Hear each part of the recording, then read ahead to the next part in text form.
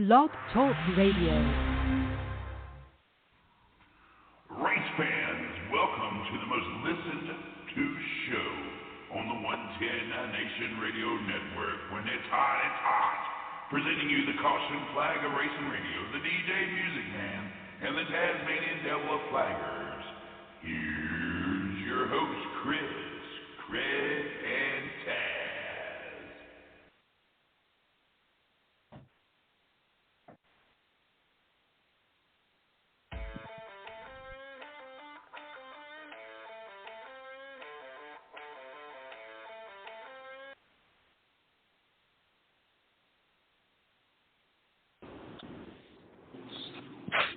All right, race fans, how the hell are you? It's a Tuesday night. Race Chat Live is live and on the airwaves. Glad to have y'all. Glad to be here. We're going to talk the next 2 hours about the thing we love the most, and that is racing, baby. I got my partners in crime here with me as well as I introduce Mr. Taz Taylor and Craig Moore. Welcome to the show, guys. Good evening. Hello. All right. Good evening. Well, we're having wonderful weather here, and I hope that it's pretty and nice wherever you are as well. Got a lot of stuff to cover in a short time to get there. We've got trucks. We've got Xfinity to talk about. We've got, of course, Cup. We've got what's coming up next week or this week. This weekend is going to be the dirt race at Bristol.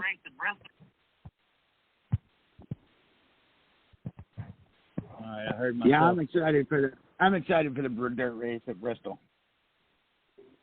I'm hoping it's better than this week at Martinsville.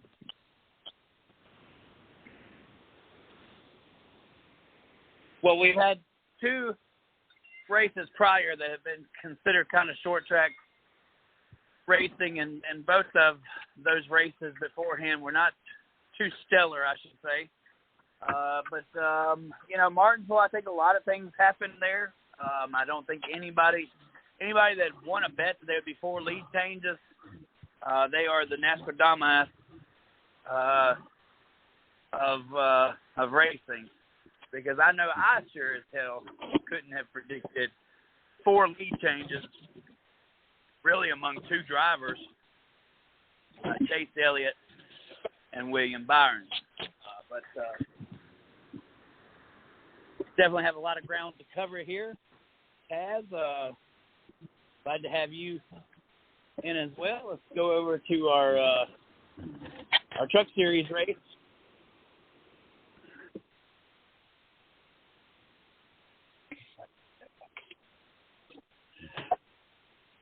And we'll give some updates about the Martinsville race. First of all, my buddy, God Bless America, Johnny Sauter, was there. Did y'all see that? He was there. He did good. Glad to see Johnny Sauter step out of semi-retirement, and man, he was competitive, man. I mean, I thought there was a chance there that he could have picked up a win. So, the Truck Series, probably the second best race of the weekend. I don't know what could top the Xfinity race, but we'll talk about that here in just a minute. But of course, I believe the show was stolen by a Cup Series regular, if I'm not mistaken, right? What was that? The race was won by a Cup Series regular. Yeah, William Byron. Yeah, William Byron went from what was it, last to first? Yeah. So it was obviously his weekend. yeah, he definitely come from the back. But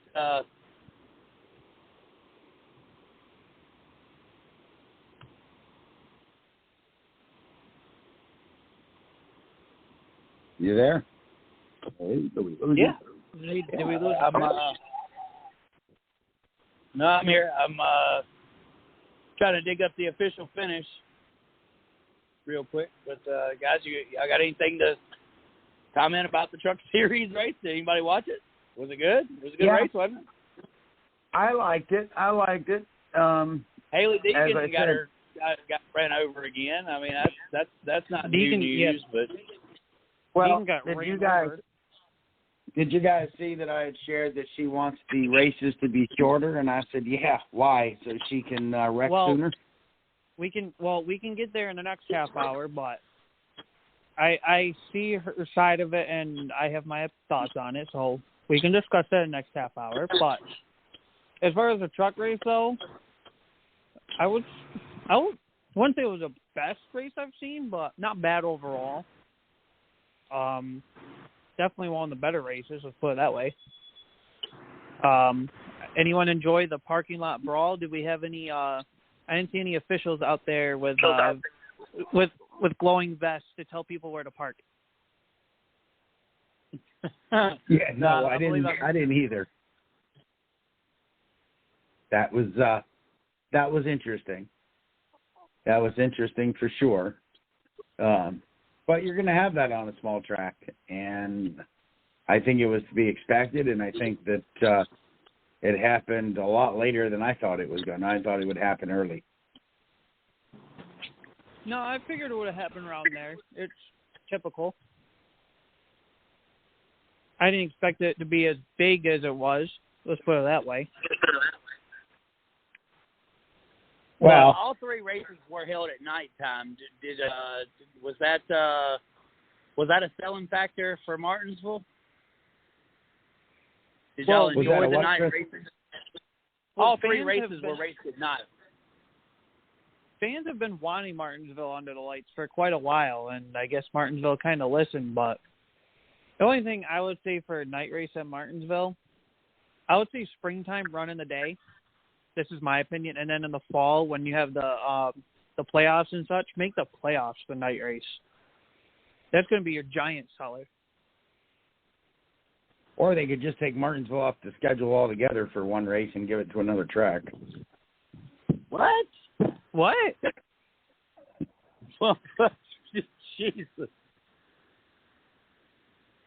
Somebody get Craig, that I think you may have a head cold. Are you okay, buddy? Well, no, I know I got a head cold, but it was like, to me, it was like watching paint dry. Oh, that was the cup race. Now you're talking about the cup race. Now we're jumping way ahead. Oh, we're okay. Wow.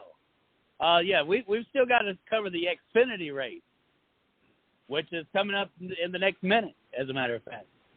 Now, I don't know if we could really cover everything that happened in the Xfinity race in 5 minutes, but we'll do our best to. But let's do that rundown, I guess.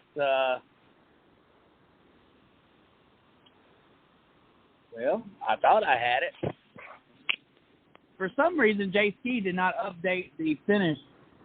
Okay, so no, that's stage 1. Okay. All right, there's stage 2.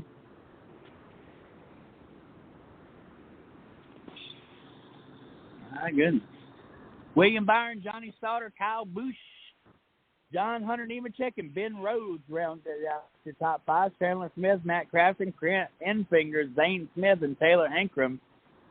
They finished up the top 10 there. Notables, Matt DiMedetto finished 15th. Stuart Friesen finished 13th. Ty Majeski finished 11th. And I think that's it covered on Martinsville side, unless for the Truck Series, if you guys have anything to add to that. No, you pretty much nailed it. I mean, it was a decent race. Good job. All right. Good job. So let's go to the Xfinity race. And hey, I want to mention Stuart Friesen. Huh? I want to mention Stewie because for a guy who you can call him a short tracker, but he's not much of a typical short tracker, I guess you could say. Like, he runs on the dirt short tracks, but with the asphalt, he kind of, he struggled for a bit, and this weekend really put him on the map for sure, despite him getting spun out and finishing 13th.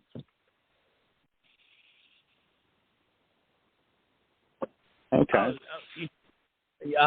Stewart getting wrecked.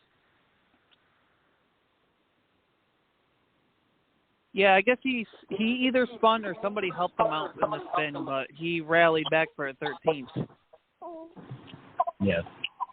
Yeah, there's always a lot of contact in Martinsville. Now, while we're talking about Stewart Friesen, I do know that he tested a Cup car at Bristol, and so he's the only driver I believe that's laid down any laps in the Cup Series at Bristol in this new car. So I wish that we had gotten a rundown of exactly what he felt about the car or anything like that. That was I actually have news on that we can cover in the next half hour. Awesome. Sounds good. All right, so Ty Gibbs, straight off the bat, fined $15,000. We'll talk about that in the Black Flag segment. Of course, the reason why he was fined is because, well, we're supposed to keep it PG, but you all know how I feel about it. He was a for keeping his helmet on in a boxing match. Now, it's fine to have a boxing match. There's nothing wrong with going to a boxing match and having a race breakout. We love that, okay? But when you keep your helmet on and you deliberately throw punches in somebody else's face, you're kind of you want to place the blame on the guy who took his helmet off, but really that guy walked into his face. So kind of seemed I don't know, what's a good word here, guys? Come on. Well, it was a less than stellar move on his part. I mean, if you're going to go in, he looked like an idiot. You're going to confront somebody. Take your helmet off. But I do have to laugh because Sam Mayer said he hit his punches were weak, but by the looks of Mayer's face, those punches landed. Well, so. What was that saying from Tony Stewart? If you're going to fight like a man, take your helmet off? Well, there's another one. There's another one by John Wayne. If you're going to be stupid, you better be tough. And apparently Ty Gibbs wasn't tough. No, he was pretty smart. I mean, he got in some licks. Now he looks. First of all, it's always impressive when a rich kid can fight. So I'm in a way I'm kind of impressed with the black eye. But if you'll notice, he also scratched the guy. It's not that he hit him so hard that he made him bleed. Literally 2 minutes, 2 seconds, 2 milliseconds after landing two pretty good punches, he goes in and actually claws the eye. That, my friend, is a bitch move. So I should say Victory Lane. No. Did his grandson spoil the flavor of a win in the Xfinity Series, especially by a driver like Brandon Jones, who I am so glad went for it, right? I mean, nobody gives a damn about your career, Brandon Jones, but you and your family, okay? You go for that win, and you wreck the grandson of your team guy, because you know why? You're not going to finish your career at Joe Gibbs Racing any damn way. So you get as many wins as you can in that competitive car. Does anybody disagree with what I just said? No, I agree with you 110%. No, I would agree. I mean, Brandon Jones has never been memorable at all, really. I always question how he ended up with Joe Gibbs. So it was the right move for Brandon Jones to get that win at all costs. Heck yeah, it was. Do what you got to do to bring home the victory. Because ain't nobody going to remember your name if you don't. Exactly. Nobody remembers who finished second. For himself already. But Ty Gibbs is also the grandson of Joe Gibbs. We wouldn't know who the hell Ty Gibbs is if he was Tommy Baldwin's son. I mean, you already have an upper hand. We ain't going to sit here and talk about privilege because that's politics and that's a different show. But he's definitely got a golden spoon in his mouth. And some of those guys at the top, those 4 seats, they got to be getting antsy. Somebody's going to go here because Ty's going to be moved up to the Cup level. And that's probably going to be how it, this is going to be a learning lesson for that kid. So, I mean, I want everybody to know right here that I may dislike his actions so far, and I may think that he's a spoiled-ass little kid. But he could turn into a pretty badass race car driver. I remember a kid who I thought was spoiled, but come to find out he really wasn't spoiled. That was our favorite one to beat on, Mr. Kyle Busch, the Candyman. As y'all know, over the years, I have gained a lot more respect for the Candyman. And, I respect the fact that he's one hell of a driver. Can I say the same down the road about Ty Gibbs? Most certainly I can. Do I think he's a spoiled brat right now who's had a golden spoon put in his mouth and got the best of equipment in a series that his grandfather's dominated for the last 10 seasons? Yeah, so he's got everything in his favor right now. Now, the problem is who are you going to unseat at Joe Gibbs Racing? Because one of those guys up there, they're going to lose their ride. Hamster or Truex. Yeah, I'm going to say it's going to be Denny Hamlin. Yeah, I mean, and Kyle Busch could even leave. We don't know the future of Kyle Busch, how much longer he's going to do. I wouldn't say Kyle Busch just yet. I mean, yeah, he's an owner, but he's right up with Joe Gibbs because of the whole, KBM moves up to Joe Gibbs anyways, in the whole Toyota thing. So I would say Busch out of the three right now because Bell is still young and still has some room to grow. I would believe that you would put Kyle Busch as your last driver of those three, unless Busch makes the move first, which would shock everybody.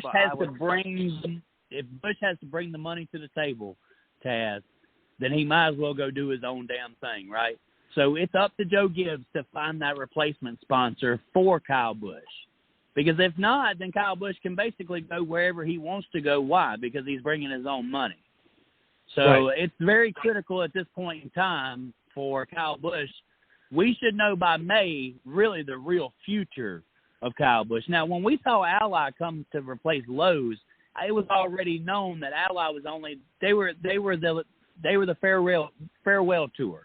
And Ally was going to run off of that and extend their sponsorship to the next driver, and they did that. And so, that's the last real big sponsor that's come into one of these major teams that has the pulling power, such as an M&M does. So, we're losing one of our iconic sponsors here, and they're hard to replace.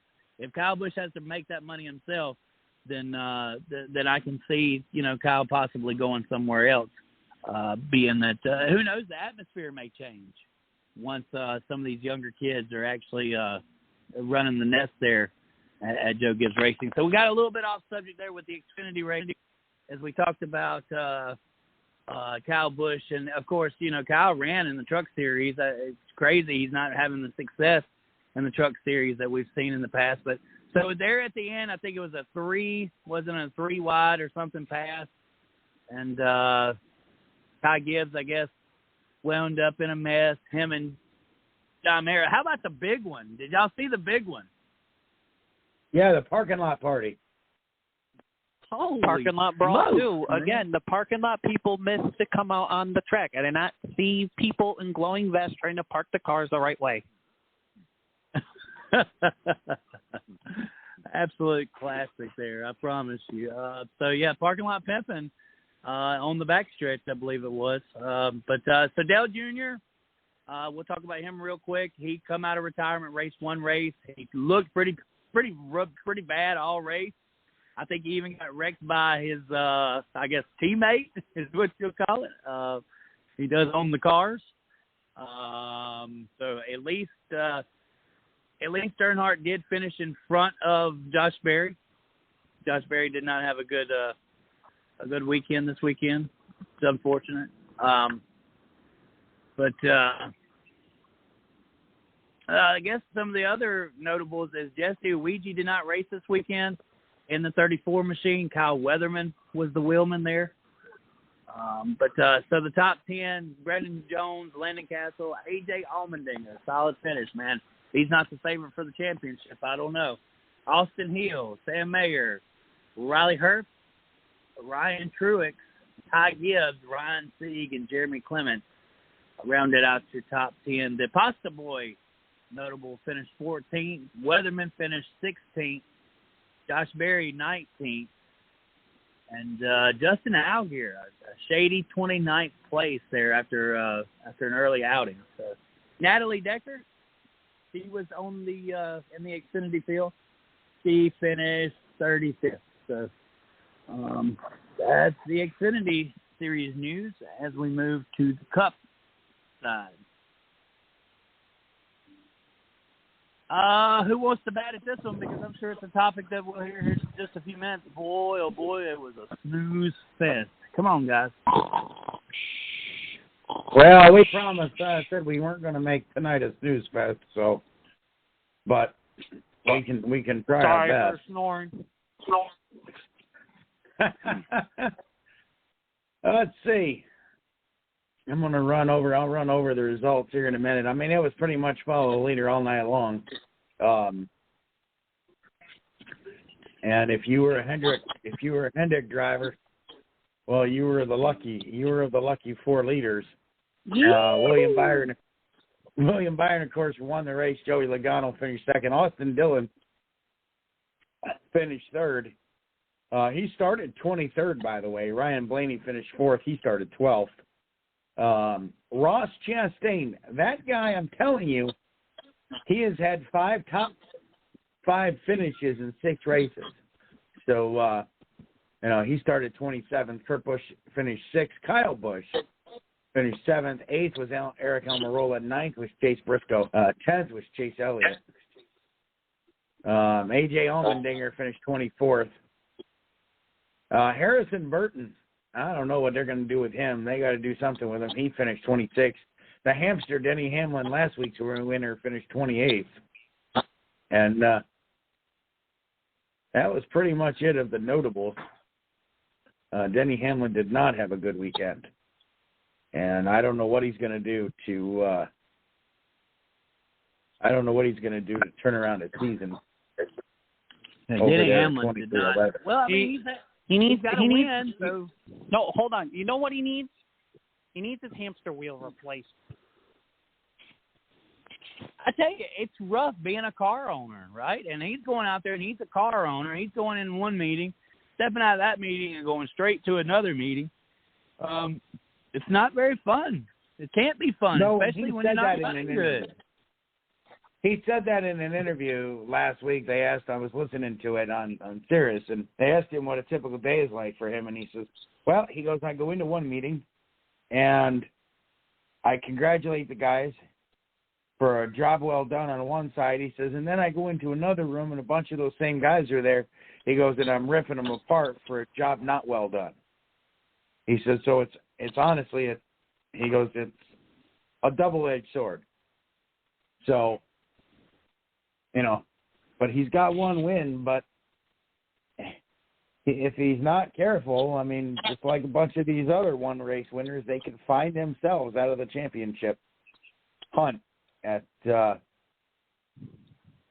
when it comes time. How do you separate being a car owner versus being a driver? And on the same team, how do you separate being a grandfather from a race car owner? I mean, there's so many things juggling here between these organizations and their partnerships. It's kind of it won't take much to rock this boat, right? Well, you have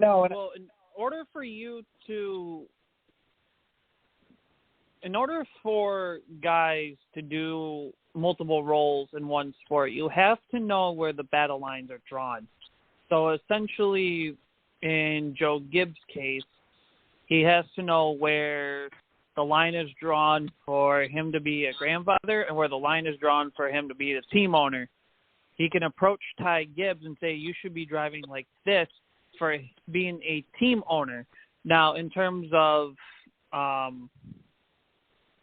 something else, that's where the grandfather part is. But Joe Gibbs should draw the line as, okay, we show up to the racetrack. I can be a grandfather, but at the same time, I have to remember I'm a car owner for him, so I have to act as the car owner and move the family lines out of the way. And for Hamlin, he doesn't have the family lines, but Hamlin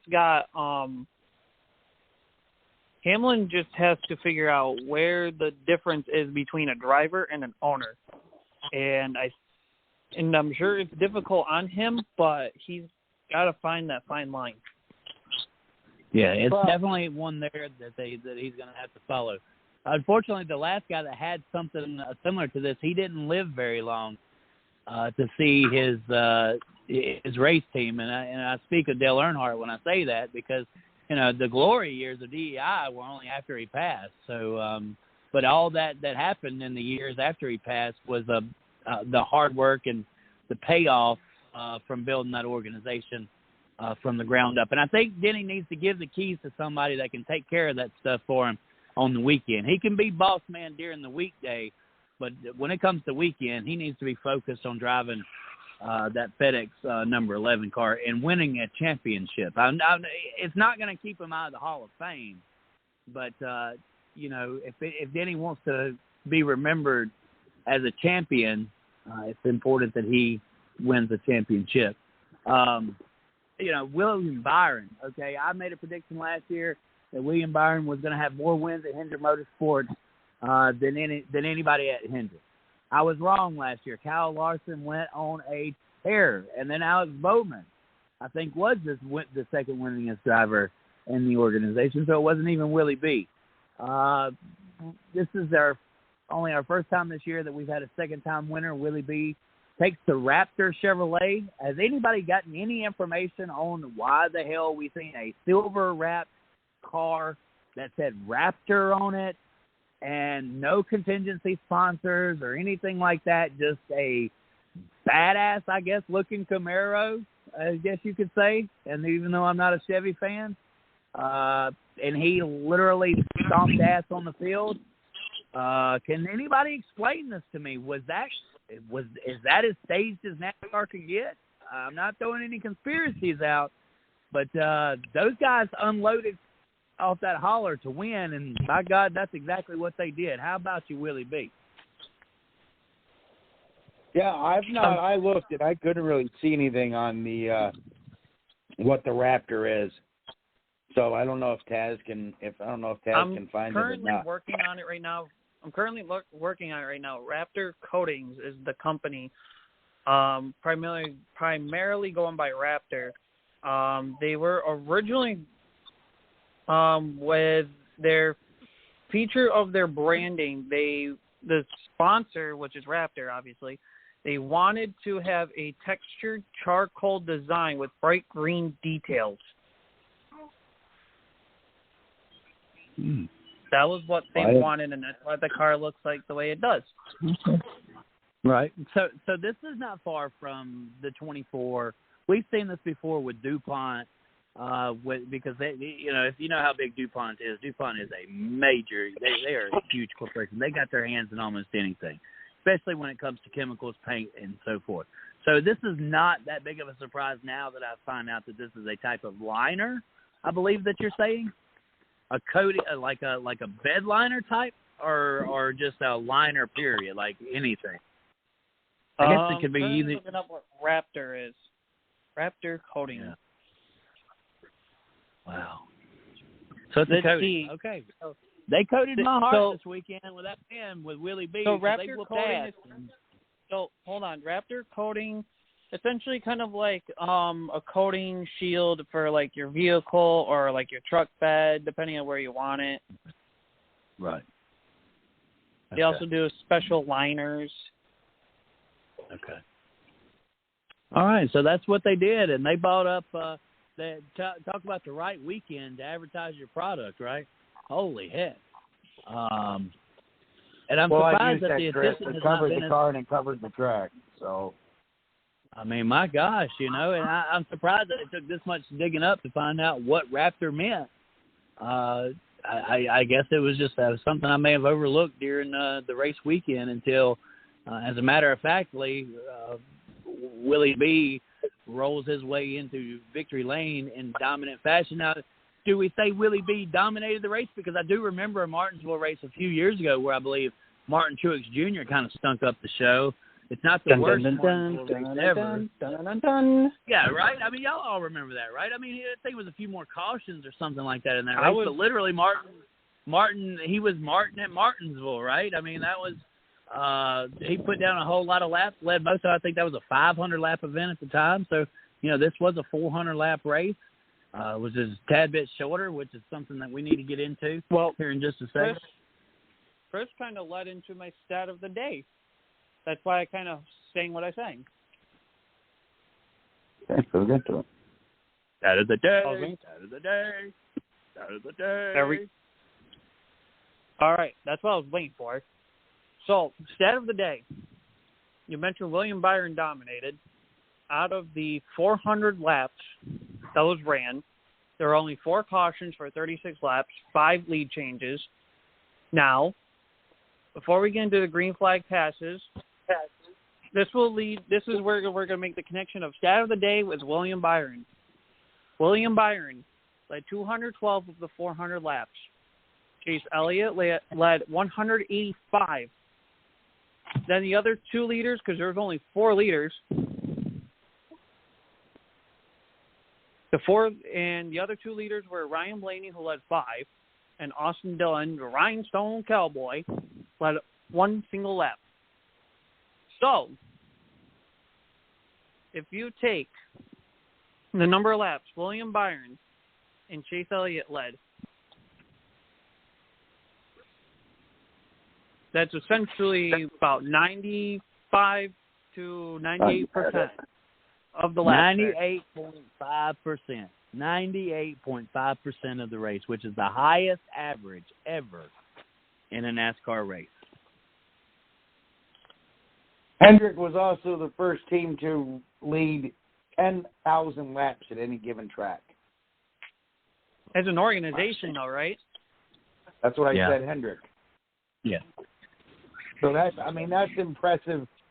That's impressive in and of itself as well, because I mean, not only did they dominate the race, but they've pretty much owned that track in the last 15 years, 20 years.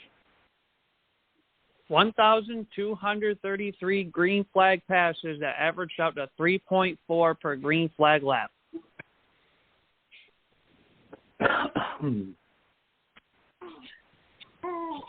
Wanted to throw that out there, too. I don't know if that's a big number or not, but that average doesn't look very promising for a Martinsville race. Yeah. I didn't see very many people in the stands.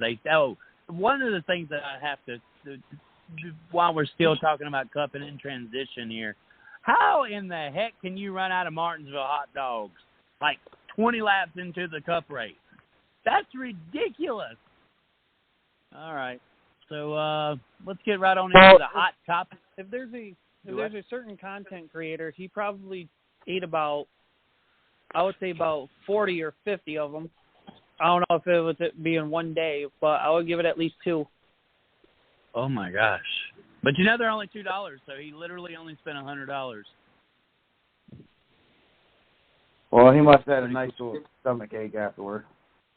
You hear that, Jared say it's more a little. That's the nice way to say it. Yeah. Off in the hot topics we go. NextGen at short tracks and Denny Hamlin's comment.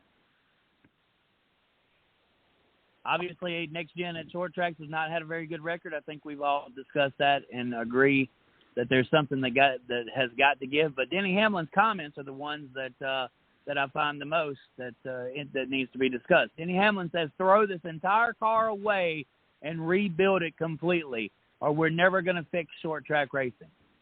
Do you guys really believe that it's that severe? Are we that far off, or was there likely several situations that happened that created this type of racing that we've seen at Martinsville in the Cup race? Because I'm not ready to push the panic button yet on this new car at these short tracks. I wouldn't go that extreme just yet. I mean, how many short track races have we done? If you take out the Clash, what, 2? Yeah, 3. Yeah. Phoenix is not considered, but we all have to consider Phoenix. But, so, I mean, I wouldn't go that extreme.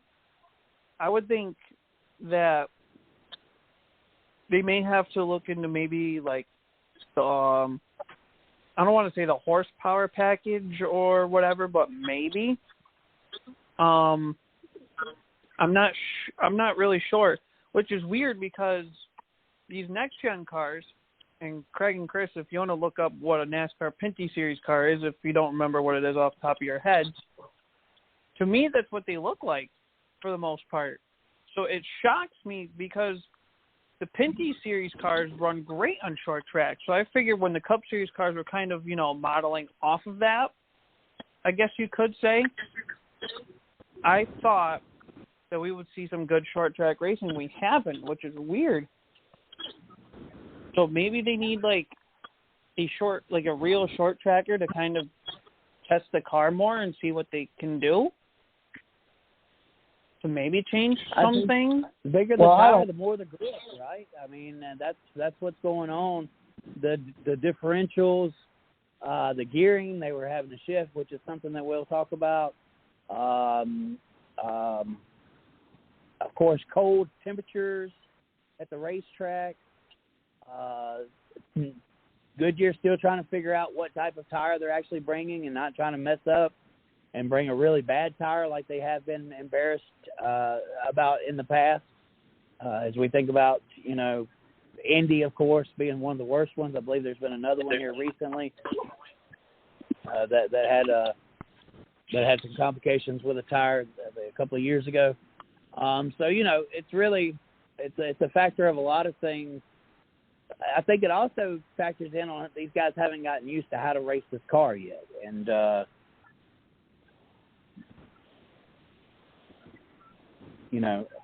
maybe the move to 750 horsepower was not the right idea. Craig, what do you got? I know NASCAR keeps praising this car, but what do you expect them to do? They're not going to come out of the box and say, well, this was a failed experiment. I kind of think maybe Denny's upset because he's used to doing better. I mean, not last year because he pretty much sucked up until he needed to be good.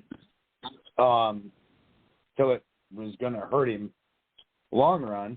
Part of that might be because now he's a team owner and he's seeing that this performance is not indicative to what he knows one of his drivers can do. So I wonder if part of that is the team owner aspect or if it's 100% driver. You know what I mean, Chris? Taz? Yeah, for sure. I can see it on both sides, and the frustration that obviously Toyota is not performing. I think that's something we'll find out in power rankings. This is supposed to be one of the top 3 powerhouse teams in the Cup division, and I think a few of us have them outside the top 5. So obviously there's some frustration going on there with Toyota. We've not seen Toyota run this bad in the Cup Series since Joe Gibbs has been there. So, there's definitely tracks where they're completely missing it. And it's without a doubt, it's very noticeable. And when you have championship drivers like Kyle Busch, like Martin Truex Jr., like Kurt Busch, and the experience of Denny Hamlin and Christopher Bell, you expect performance. Bubba Wallace is a question mark. We're not sure if he can sail the saddle. Obviously, to this point, he's not been able to, except for at Talladega. So, and that's just the way some drivers are. Some of them have really good super speedway racing skills, and they're not that great at some of the other tracks. So, maybe we'll be able to classify Bubba Wallace as a great super speedway racer. But as of right now, he is definitely at the very back of the bus with I hope I don't get in trouble for saying that. with the with the Toyota drivers. So he's definitely the one that's performing probably the worst without a high ceiling. You know, of course, Denny Hamlin's performing horrible. I think he's somewhere in the 30th in the points, right, guys? But he's definitely struggling at the wheel. So you know his height chart is a little bit higher than what maybe a Bubba Wallace would have. So no, Denny Hamlin, your comments are wrong. I feel that way. I'm glad to hear you guys think the same as well. You know, I'm struggling here as we move to our next topic. Ty Gibbs and the Sam Mayer fight. Deegan. Because we've already... Deegan. Huh? Deegan's comment. Oh, Deegan? Okay, that's not on the itinerary. So we need to make sure that that's... I'm reading directly off of there, guys. So let's get to the Deegan comment. Tells NASCAR why it needs a major change to Cup Series. And I can't wait to argue this one. Go ahead, Taz. Bring it to the table. So Craig brought an article in, and he can really kick it off, but I just want to it is talk Craig. about. Sorry. I thought okay, I want to mention it too, but Craig can pretty much lead us off with it. But Deegan's saying that she thinks that the races should be shorter instead of so long on the Cup side. Can you say that one more time really fast? She mentioned something about the Cup races not being so long and making them shorter. Craig brought up the article, so this is why I want to get Craig to lead us off on. Okay. Great. I knew where you were going with that, Chris. Yeah, she wants the Cup races to be short. She wants these races to be shorter. I don't get why she's going to crash out of the stupid thing anyway. Why? Yeah. So she can just crash out 50 laps sooner? I mean, learn how to race, and you won't have a problem. Did she bite off more? Did she bite off more than she could chew with this? With racing full time? It could be. Is she opening her mouth because she thinks that she can be the next female version of Kyle Busch? Quite possibly.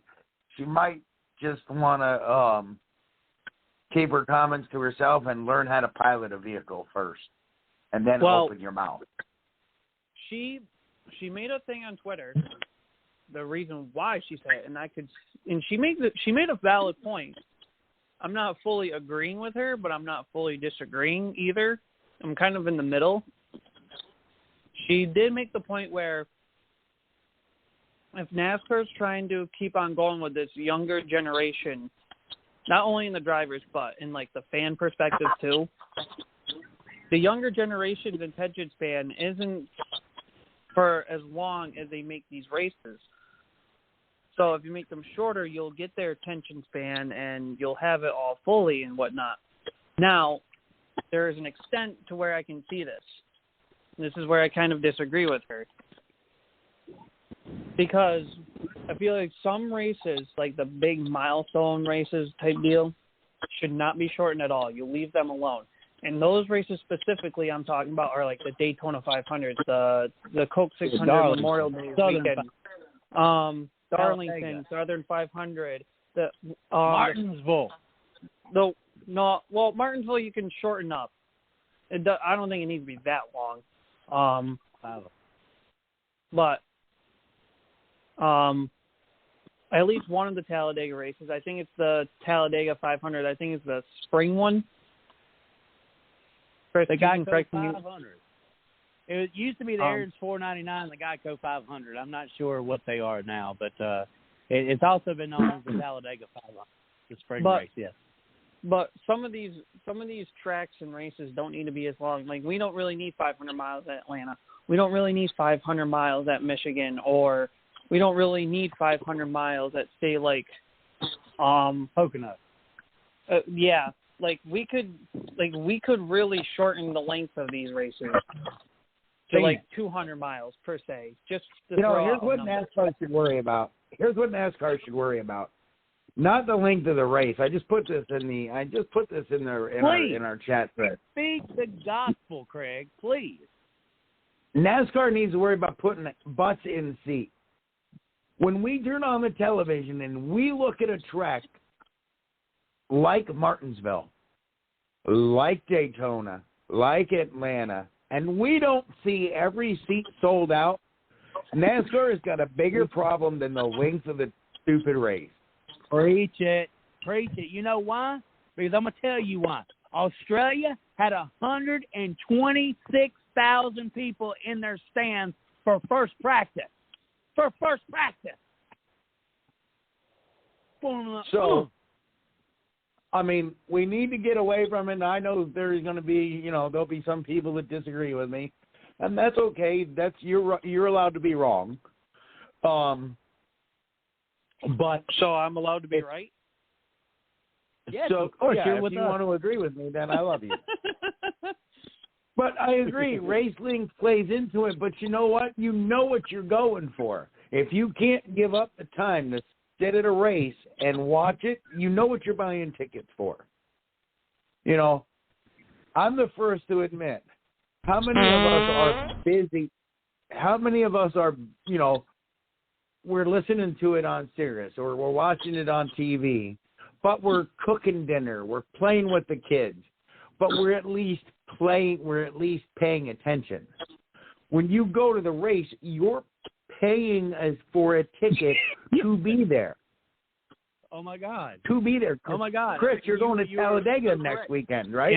And yeah. You know how much money we have to have before we even leave the house? I mean, seriously, This is an investment every year.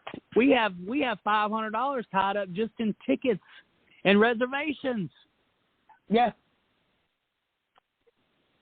So that's before I don't know what it's costing you for parking for the race. With $4 gallon Joe Biden gas. Speaking of gas. I don't know what it's costing you for parking at the race. Speaking of gas. Oh my God! When you say gas around here. Yeah.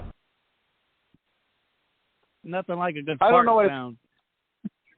I don't know what it's costing you for parking at the track, but we have I can tell you it's like $40. Yeah, I can't. The Daytona parking was astronomical. Man, we pay for $50 tickets and spend more trying to get parked than we do for the tickets to see two races. Mm-hmm. Exactly. But, NASCAR's got to do something. They've got to do something because it's deplorable. Whether it's deplorable? Where are you going with that? The fact that there's a whole generation that wants to shorten races. I'm with you, Craig Moore. Do not. You know what? You can do whatever you want to do in your living room. Nobody sits here and watches every down of a football game if it's really not your team. Okay. So, there's certain races out of the year that are not really your favorite. You're not going to watch every corner, every move, every damn commercial. Like you said, Craig, you're going to fire up the grill. You're going to help your wife fold some socks or whatever it may be on that Sunday afternoon that it is that you have to do. You're going to get it done while you're still paying attention to the race. But for those fans that pay that mighty dollar to go there, they deserve every practice. They deserve every flyover, every national anthem sung, and they definitely deserve every lap that they paid for. You cannot take a place like Talladega and keep the fan base there that shows up to that track religiously and tell us we're going to have fun with a 400-lap race. We're all going to leave there at 3:30 in the afternoon saying, what the hell? Yeah. Because the last 100 laps is the most exciting at Talladega. But Haley Deegan has, look, it's every kid. They come in, they grow up, and now all of a sudden they think that they know the better way to do things. Do I think that it would change NASCAR in any way, making it more appealable to kids by shorting the races? Hell no. 7-inning doubleheaders didn't bring more people to baseball. Okay, so why the heck would I think that taking a race and cutting laps out of it is going to be better? And Kevin Harvick, man, I don't know, man. I think I want to check his temperature, but I digress. All right, so what segment are we up to? Because I think we got a tad bit off track. We still got No, we're right on track. So the Ty Gibbs Sam Mayer fight. Got one more black flag, checker flag type thing, Chris. You had the next one. Yeah, it was the Ty Gibbs Sam Mayer fight, I believe. But we've spoken a lot on that already, from the helmet to wearing the helmet to the fine that was given to Ty Gibbs. Well, here's the one thing I want to say about that, Chris. You fine him, right? He didn't lose no points. Yeah. He didn't lose no points, and that I find to be bull. I won't finish it, but I find that to be a bunch of BS. He should have lost points. Right. I agree. What he did was dangerous on the track. You want to throw punches with a helmet on. That's one thing. That's your, like Bobby Brown said, it's his prerogative. But you want to come up and bash somebody in the rear end, knowing that there's other cars on the track and you're causing damage not only to your car, you don't care because Grandpa pays the bill, but to somebody else's car. That's where I got a problem. Right, for his stupidity. Right? That's what you're saying, right, Craig? What's that? It's not penalizing Ty Gibbs at all because his granddad's going to pay the fine. Exactly. So without taking the points away, then really, I mean, what he did was ridiculous. You don't wreck people on pit road. You wreck them out there on the racetrack. But when there's a lot of people around, you're putting other lives in danger. When somebody's already exited the vehicle, or he could have had his belt off. We've seen this time and time again. And NASCAR's never had a problem before of throwing points penalties down for actions detrimental to stock car racing. Junking up your car for your pit crew after a solid day, that sounds pretty ridiculous as well. So, obviously, on the Sam Mayer side, he's going to have to stand up for himself. And, hey, look, it was $100,000 on the line. It would take me and Craig have both admitted we'd wreck our mama to win one of these races. So, I mean, there's no debating that, Sam Mayer could have done anything different. Just be able to take what you dish. If you can take what you dish, then you'll make yourself stronger. Ty Gibbs will make himself stronger by this if he really understands where he went over. He admitted, I snapped. So, that takes a grown man to admit your mistake, and we'll see how he's able to move on from that. But if you're going to sit out there and wreck people, you better be able to take getting wrecked your damn self. Let's move to the next topic. Which is shifting at Martinsville. I think that this had one of those small reasons for this race being lackluster. Any comments, guys, about shifting at Martinsville? There is no quick fix to this. No, it added. I mean, Bubba Wallace kind of said it. He's now an octopus in the car. Between brake bias and shifting and steering with one hand. Welcome to the Sunday drive on I-7. Welcome to the daily drive on I-75 between Fort Myers and Naples. I mean, you're doing it. You're racing. It's not. You got to do it and just learn to live with it. Right.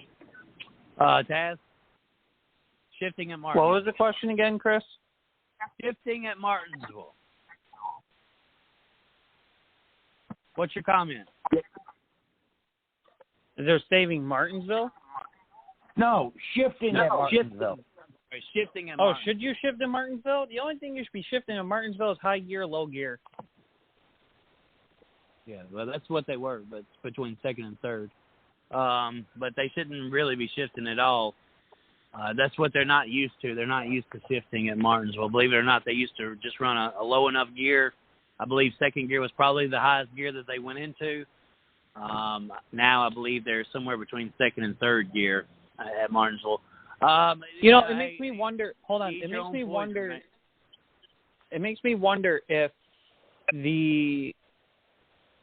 part of the alteration for the next gen car is what's upsetting the drivers from shifting with Martinsville, because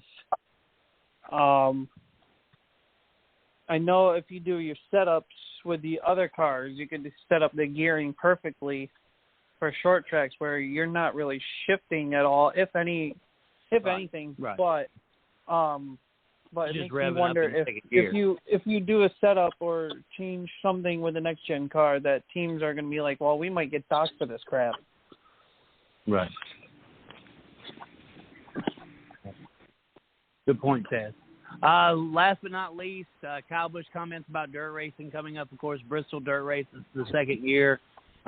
Busch is kind of riding what Richard Petty said last year in March, that we were making a step backwards going back to dirt track racing. My opinion with that, guys, is I think dirt racing is cool for NASCAR. I enjoyed every truck race at Eldora. Bristol's not the place for it. Let's go to Eldora or a place that can a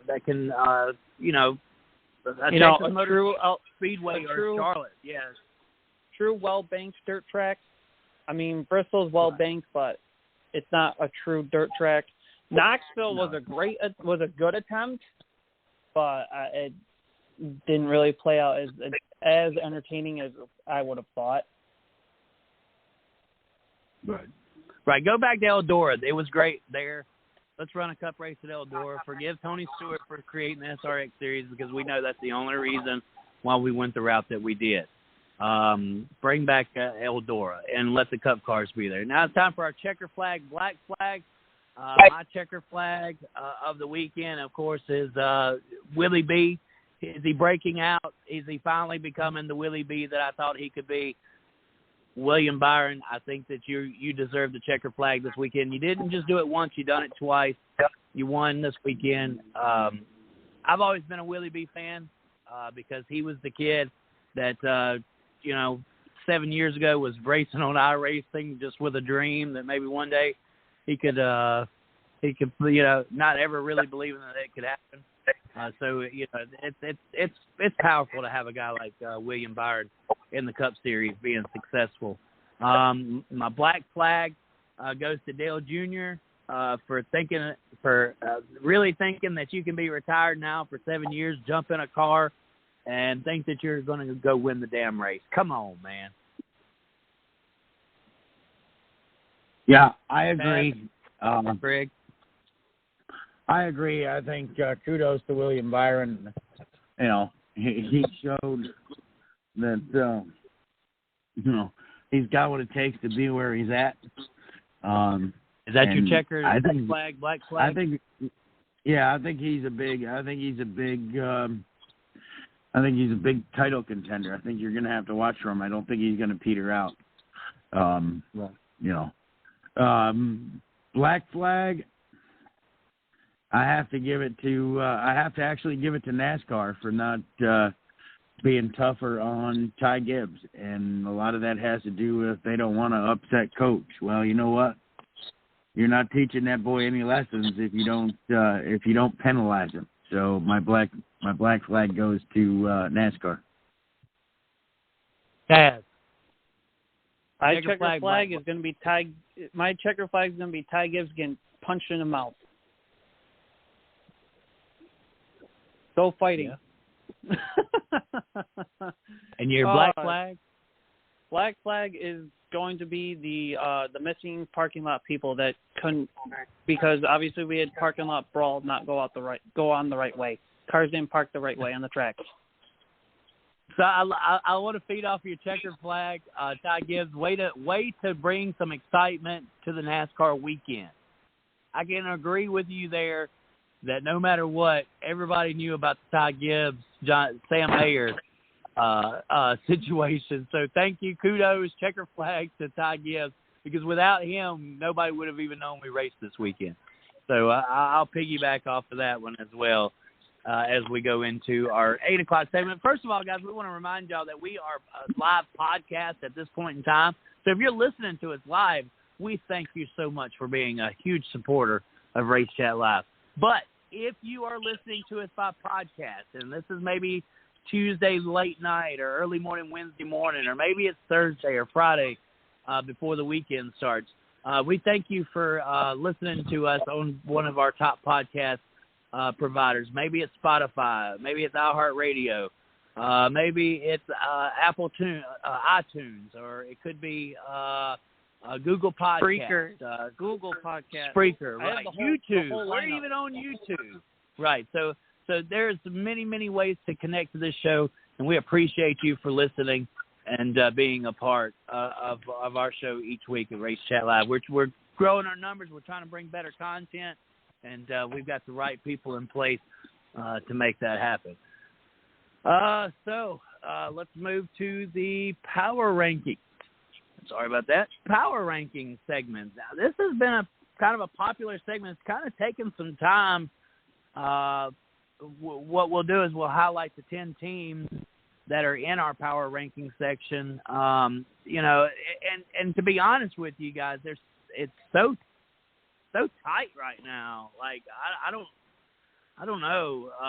It's really hard to make judgments as to who is actually better than who, because right now we're sitting with Trackhouse with a win, and Penske does not. So does that make Trackhouse better than Penske? I'm not sure how to judge that. Or we have RCR, who's got more second-place finishes right now than any other team, I believe, maybe outside of Hendrick. So that's a heavy weight to carry. Does that mean that RCR is really second in the power rankings? I mean, it's really tough right now trying to decide, and this is exactly what we wanted, though. This is exactly where we are, where we wanted it to be, with these race teams being close together. And we have two power players, Trackhouse and Petty GMS, and three of them in 2311. These all are new teams that are, growing into powerhouse race teams as they start to, grow within the series. I think, I guess we start at the 10th spot. Taz, have you got? Yeah, I am currently working on listing them all out there. They are averaged out properly. So we'll kind of quickly run through 16 through 11. I don't think anything much has changed since then, since from the last time we did power rankings. So from 16, staying at 16 from the last time is Live Fast Motorsports, owned by B.J. McLeod and Matt Tiff. That's the 78 car. Rick Ware Racing is number 15. They stayed there from the last time. Spire was 14 the last time. They are remaining there once again. Front Row Motorsports, that's the 34 and 38 car, two-car tandem team. They were 13 last time. They are 13 once again. At number 12 is JTG. They were number 12 the last time. And at number 11, they stay there. They were at this ranking the last time. That is Colleague Racing. They're at number 11. So breaking into... I want to argue that Colleague Racing has a certain driver there that really should rank them higher than the two other teams that they're in front of. But unfortunately, that driver is not in a full-time season. And until we see that driver, particularly speaking about A.J. Allmendinger at a road course, we're going to have to continue to keep the Colleague Racing at the 11th spot, just barely in front of Harrison Burton, because obviously the Wood Brothers, who I believe is going to be coming in at number 10, Taz, they are struggling. Well, we'll get into number 10 quick, and I don't think there needs to be much explanation. But number 10, they were in this ranking last time, is the historic 21 team of Wood Brothers.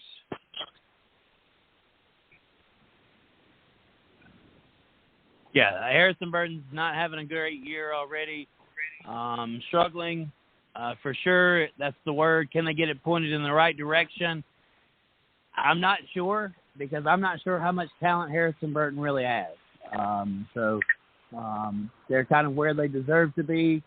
I think that, as I said, just a minute ago, Colleague Racing, JTG Racing, Front Row, and even Spire, I think, have a better chance at winning certain races, if not equal to, than Wood Brothers. So Colleague Racing definitely down the road should have some pretty competitive cars.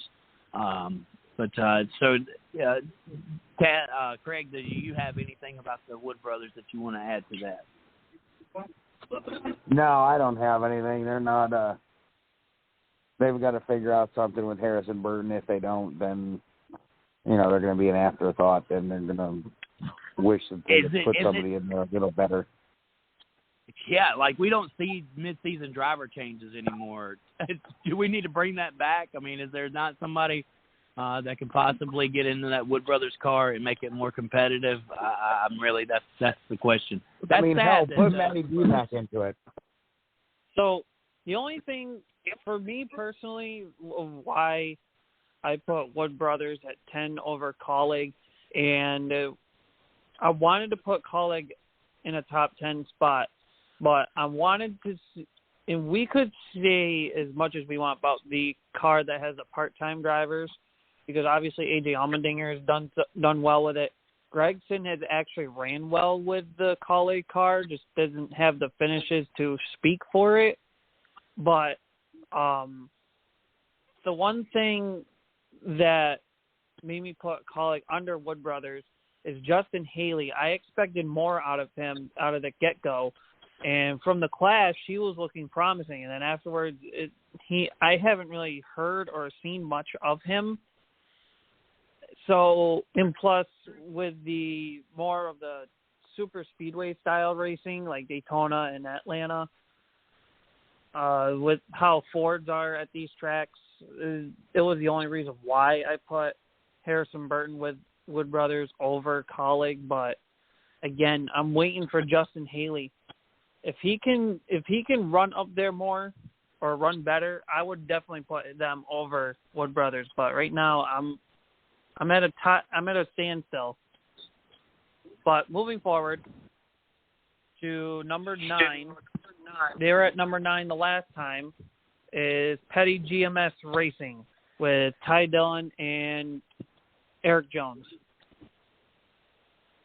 Craig, we'll start with you. Craig, we'll start with Craig. Craig, did we lose you? Yeah, sorry, I was on mute. We're Petty GMS at number 9. Yeah, it's a good place for them. They're lucky they're in the top 10. I mean, we're not going to see any significant oohs. Why did we move them there until I think we get to the top 7. Yeah. Okay.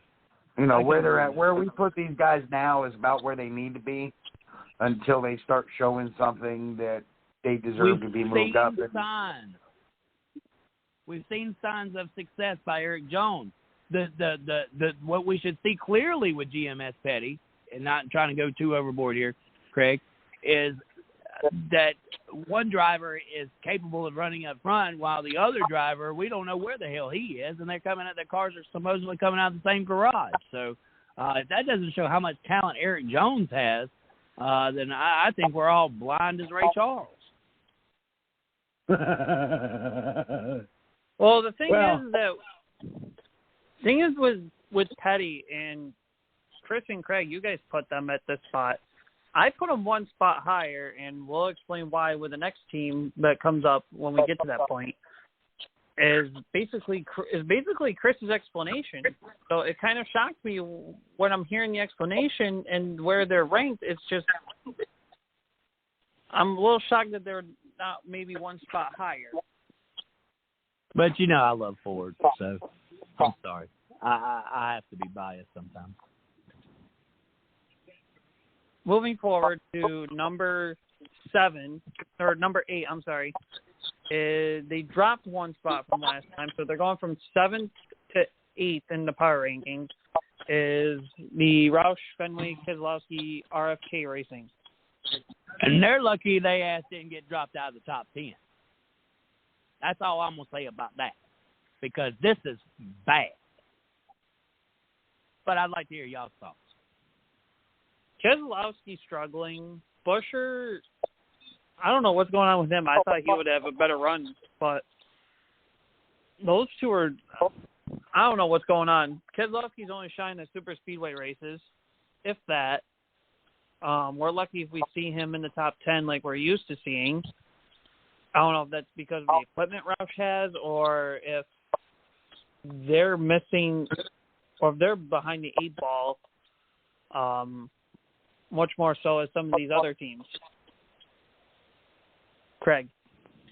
Well, I said this when he got fined 3 weeks ago that he was going to have a hard time digging out of this hole.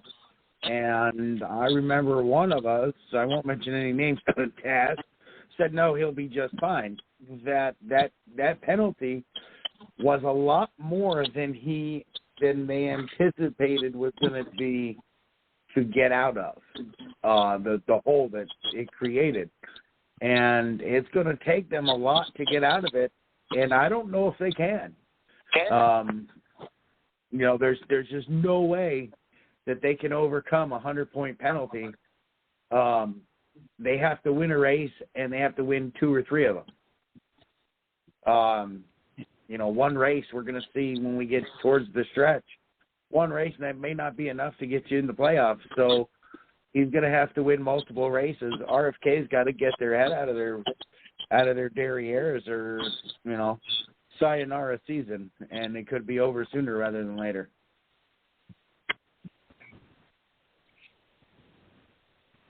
Number 7. Taz. No, All I right. mean, I'll piggyback off of what you said real quick, but I think it's got to be Fenway in the middle, right? Fenway has got to be the one that really cashes the checks, and he's not willing to write the checks that Keselowski needs at this point in time. And you've got to have the right people in place. And if you don't have the right people in place, you're not going to have a successful organization. Roush Racing was a top of the league race team. Something happened at Roush Racing, and I am fearful that if Keselowski cannot revive Roush Racing, nobody can. So, am I ready to hit the panic button? I've got it on my mind. Am I going to just yet? We're gonna lower them down 1 point. But Taz, then we'll go to the next one. Taz, what do you have to say? I've already said what I said. I'm with you, Chris. I wouldn't hit the panic button just yet, but I would keep it on in the back of my mind, but knowing that it's there. All right. Well, somebody is hitting the panic button on this next team, I believe that you're going to say, but we'll let you get to that. Number 7, moving up 1 spot, is our first of 2 Toyota teams. That is 2311 of Kurt Busch and Bubba Wallace. Yeah, Kurt Busch is the boat here. We're seeing good surges from both cars. It's just not consistent enough. It could be where Bubba Wallace surges in parts of the race. Kurt Busch could have late surges as the race goes on. I just don't see consistency. I think that's what they're mainly lacking. But that could be Toyota as a whole, though. Right. I expected to see a different Bubba Wallace because Dave Rogers was at the helm. I'm not a firm believer in Booty Barker. He wasn't a successful crew chief any other time in his career. I'm not sure why you would put a lackluster driver with a lackluster type of crew chief. And I know Booty's in a wheelchair, and that ain't got nothing to do with my comments about him being unsuccessful at the Cup level. He's had mild success in Finney. And Dave Rogers, on the other hand, he's been the crew chief to some of the best drivers ever in the Cup garage, including Kyle Busch. So Dave Rogers, I believe, can make a turnaround this team in the couple of weeks that Booty Barker's supposed to be out of the crew chief box. Whether or not we see those results, once again, depends on a driver who has more mental breakdowns than positive days. And that's just, you put out a positive tweet and then you have a mental breakdown. it's kind of, get off the Xanaxes or whatever you're on, Bubba Wallace. Get your head out your ass and just drive a race car. Kurt Busch, thank you.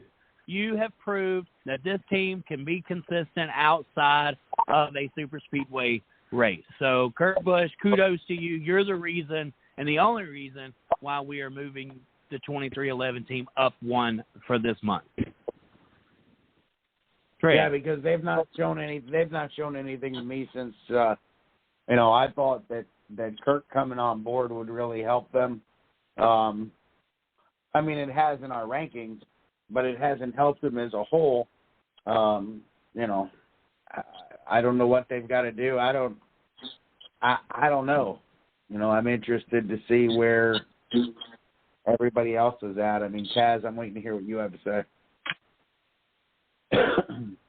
No, I don't. I think it's a good spot to move forward with our next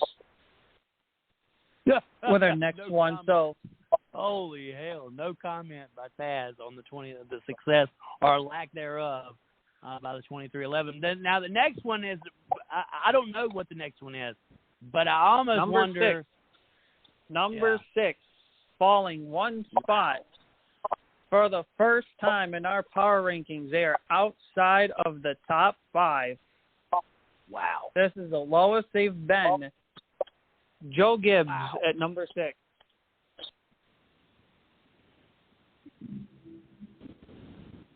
And just think, we had them at number 2 for preseason. Wow. From 2 to 6, Greg. Yeah, well, they haven't shown much flashes of brilliance, so that's what happens. I mean, when you get one win amongst a powerhouse team, and it's, the hamster mobile there, Denny Hamlin, your one of your other star people is more worried about irritating the media and telling them we need to get off of dirt and not racing. Well, then I guess that's where you go. That's where you belong is number 6. He's lucky he's not further down. Interesting. That's the way to come out swinging, Craig Moore. That's the way to swing on them, baby. That's what I'm talking about. That's the kind of energy that I like to see brought here, because you're exactly right, my brother. You're exactly right.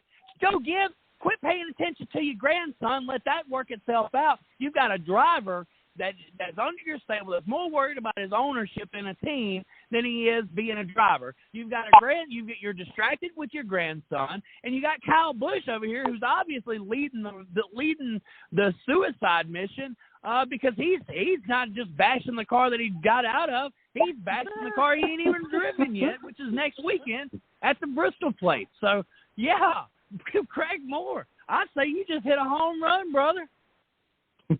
Well, and I think Joe Gibbs needs to, and I was going to get to this earlier, and we skipped over it because I was kind of saving it for this too, but Gibbs needs to give Denny an ultimatum. Listen, you're either going to run this car and you're going to find somebody to run your team, or we're going to take you out of this car and we'll put Ty in it, and you can go run your team. Or Christopher Bell, he's got to be sitting back like, man, what happened here? I hear echo. Now we're good. He's obviously the cheated one in all this. When it's all said and done, Christopher Bell, speaking of Martin Truex Jr., kind of in limbo. Will he retire? Will he continue on? I think the health of his girlfriend has a lot to do with that decision. And Denny Hamlin, this is probably why Hendrick went ahead and cleared house like he did, so that he would be able to, go through the growing pains that I believe Joe Gibbs. And you've lost a lot of talent over the last couple of years that could have really carried that franchise with the Eric Jones and Daniel Suarez. And now Christopher Bell and several other drivers, Noah Gragson, that you let go. That could be the future of Joe Gibbs Racing. Instead, you look like an old timer's home. Taz, back it up, baby, back it up. Come on, hit a home run like Craig just did. He got me excited. He tickled my first time. Taz is gone. Taz may have I don't know, while we're waiting for him to come back, I don't know if he sent you a copy of the top 10, or the list, but I didn't see one. All right, well, let's talk about this real quick. It's not in there, but while we're killing some time, Jeffrey Earnhardt is going to be back in and Earnhardt's going to be in the number 3 next weekend at Talladega. He's going to be driving the Forever Long. He's going to join Richard Childress Racing for a Talladega Xfinity race. What do you think about that, Mr. Chris? Yeah, in the number 3. Wow, isn't that exciting? Good job for Jeffrey Earnhardt to save his money for the right type of time where he can get, into a ride that he knows is capable of winning. And, he's not the first Earnhardt to race at Childress. I can't say that he could possibly be the last. As you know, Kerry Earnhardt's raced over at Richard Childress Racing. Dale Earnhardt Jr.'s raced at Richard Childress Racing. And, of course, Dale Sr. as well. So, this is the right move for Jeffrey with his career where it's at right now as we bring Taz back on from the studio. But, it's going to be exciting to see him in that 3 car. Hopefully he can stay out of the wreck and run up front. Taz Taylor, you left us at number 6 with Joe Gibbs Racing. Went yeah. Okay. So number 6 was Joe Gibbs Racing. Do you have anything that you'd like to say to that? Yeah, the powerhouse apparently can't. It's kind of like, trying to think. I think of a good sports reference. It's kind of like the Tom Brady of the late New England Patriots days.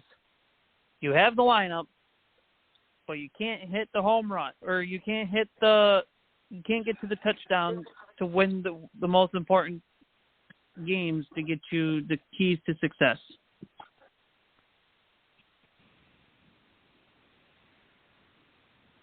Yep. So they're getting old really fast. Is that it, Taz? Number 5? Number 5. Moving down 1 spot from last time, from 4th to 5th, is Richard Childress Racing of Tyler Reddick and Rhinestone Cowboy Austin Dillon. And this is a good fit. This is a good fit for them, I believe.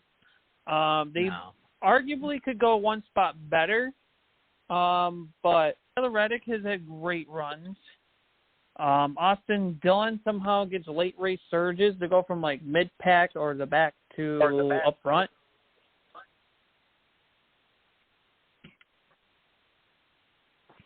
Yeah, this is where it gets tough because I definitely don't see RCR as a top 5. I really could see them as high as a second-ranked team, definitely a third-ranked team, but it's so close together, the top areas. So, I'll take it for what it is. They're at number 5.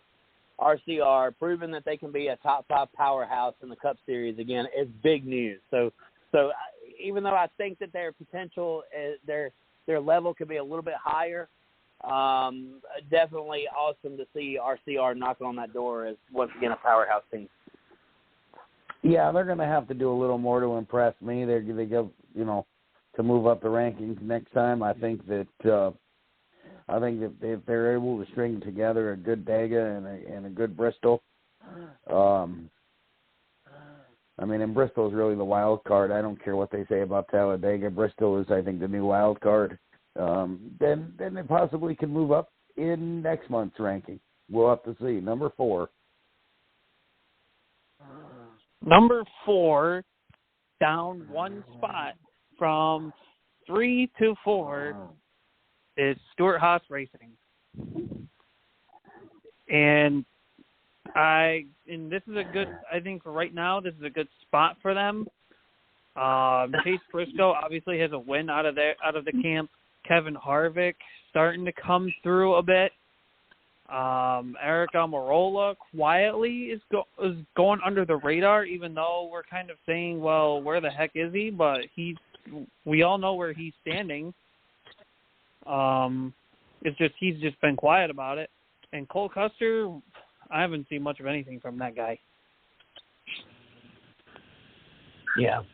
Cole Custer, I think I've seen some pretty good runs from him. I don't really have anything bad to say about Cole Custer. I think for all in all, the organization is definitely back on track, back better again. We got to see a better performance out of the top driver, though, Kevin Harvick. But Chase Briscoe, man, I mean, he's got to win this year, so you can't take that away from him. SHR seems to be moving in the right direction. It's good to see them going up the power list, but I think this time they've fallen down one. So, they're still top 5 powerhouse. Craig? I agree with you, Chris. We'll have to see. Hold on. Sorry about that. I almost dropped my phone. What's that? Yeah, Harvick can make it or break it. I mean, they're either moving up or they're moving down, and it's all going to depend on how Kevin Harvick's season goes from here on out. Right, and you were talking about Harvick. Let's see, he's sitting 9th in points right now. He's 66 points out. I wouldn't count him out, but he's got to get his act together. Almirola is sitting 8th in points. He's 65 points out. So I mean, he's for somebody who's retiring this year, he's making a quiet climb to a good season. To where, who knows, he could pop off a win and be, and be in the playoffs, and we could see old Happy the closer just closing the door for Almirola while he's in the top 12. Yeah, that's another thing. Come May, we should know who's in that 10 car, right? I mean, there's movement here at Stewart-Haas Racing, and we should know pretty soon who that guy's going to be to fill that. And I don't believe it's going to be Riley Hurst, but we'll wait to discuss that later on. I'm just impressed with the season that Eric Almirola is having. It's a way to end out a so stellar career. Taz, anything to add to that? So we can go to number 3? I will go to number 3, and this is the biggest mover of our power rankings for this week or this month. Moving up 3 spots at number 3 is the 2-car team of Trackhouse Racing, and rightfully so. Craig, give us a good pitch to swing at. Well, I want to tell you what. I said it earlier. Chastain's got 5 top 5 finishes in the first 6 races. Who would have thought that? I mean, really. That's a stat. I mean, that is a stat. That's impressive. Yeah. I mean, nobody expected that out of them. Yeah, they have the money to back them up with Pitbull and Justin Marks, but nobody expected them to be that good. Right. I didn't, and I can't speak for you guys, but, I mean, we wouldn't have had them on our radar except for money backing at the beginning of our season. I sure as heck didn't expect it. And I don't think it's going to be before too long. Daniel Suarez pops off a victory. As long as, I'm going to add right into that, Craig. I don't think Daniel Suarez is holding the organization back any. I think he's right where he needs to be. He just hasn't been the season's long. We're seeing Ross Chastain with success early, but we've seen good competitive runs out of Amigo as well. Right, and I think that you're going to continue to see it. And I can't wait to see what happens once we start visiting these tracks over again. I love seeing the fan base wrap around Daniel Suarez because, like Marcus Ambrose, he did not come in, with the whole world on fire because he come from another country. But what he's done is he's built his fan base, and there are people all in the United States, Mexico, and abroad that love them some Daniel Suarez, and I'm one of them, man. I love me some Daniel Suarez. I love that guy. Like, when he comes on TV, he makes me laugh. He makes me, because it's just his personality. Of course, I'm a Joey Logano fan, too, so that's just short track races. I love it. Like, I love guys who have character, and Daniel Suarez has character. So, by no means do I feel like Daniel Suarez, who obviously has not had the finishes as the other drivers have had, he is not holding up this team. I believe we've got this team a little bit weighed out, though. I think we could probably drop Trackhouse back by 2. But we'll see how they go in next month's power rankings. Well, Chris, one of the things that I liked about Suarez when we seen him in Daytona was that he's sitting up there in the fan zone. He's doing the interview, and he was just so relaxed. And he said in his Q&A, he says, "I feel this is going to be a good season, not only for me, but for Ross as well." He says, "I think that we've got the equipment to be competitive." When he said that, I kind of looked at Teresa and I was like, that's all the things that he has to say. But that guy really believes that he has a true teammate now, which is something that Daniel Suarez has never had. He never had a true teammate at Joe Gibbs. Come on, he's not Taz, shadowed. Speak the gospel. He's not shadowed because at Joe Gibbs, you have to think of it this way, and I've said this, I think, last week or maybe the week before. He's not shadowed because when he started, he was rushed into Cup because of Carl Edwards' 1 month before the season started retirement. So Gibbs was put into an on-spot situation of throwing somebody in. So he asserted Daniel Suarez, who had just came off an Xfinity championship, to put into that car. And Suarez, who wasn't even preparing for a Cup season, is now just thrown in there. And we could all argue, well, it could be the equipment, but we could have also argued that it could have been the driver, because when Suarez left Gibbs to go to Stewart-Haas, and then all of a sudden we started seeing that same 19 car go from the success of Carl Edwards to the failure of Suarez to back to the success of Truex. Now we're all like, well, I think Suarez is a bust. Compare it to Stewart-Haas. He wasn't doing well with the 41. Kurt Busch, who was in the 41, I think, before him, he had the 41 and made a few wins out of it. And then you look at the 41 with Cole Custer, he's at least made the playoffs once because of his win. So now it made you really question, was Suarez just didn't have the talent or whatever? And then you put him with Trackhouse, where he has no teammates. It's just a team of himself, no pressure, no being shadowed. Got now Ross Chastain, he was in that same boot. Ross Chastain had to work his rear end to get to where he is now. So basically both of these drivers working together is great because they both had the mentality of you had to work to get where you are. Right. Very well said. I agree. Number 2, and I think that this team could be overrated.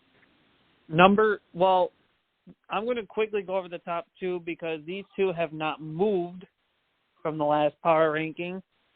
Number 2, and I want to also throw in for Trackhouse, they started at number 8 when we first started power rankings. So, biggest move. So, with that being said, our top 2 teams, number 2 is out of the Ford camp of Team Penske, and at number 1 is Hendrick Motorsports to round out the power rankings. So any final comments to wrap up our power rankings for our top 2? Yeah, Penske's overrated right now. Show me the win.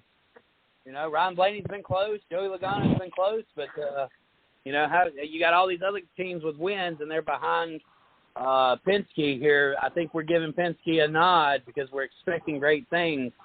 But we've got to see those great things happen pretty soon here because the results that I've seen have not they've not been that great. I mean, Austin Cindric has the Daytona 500 win.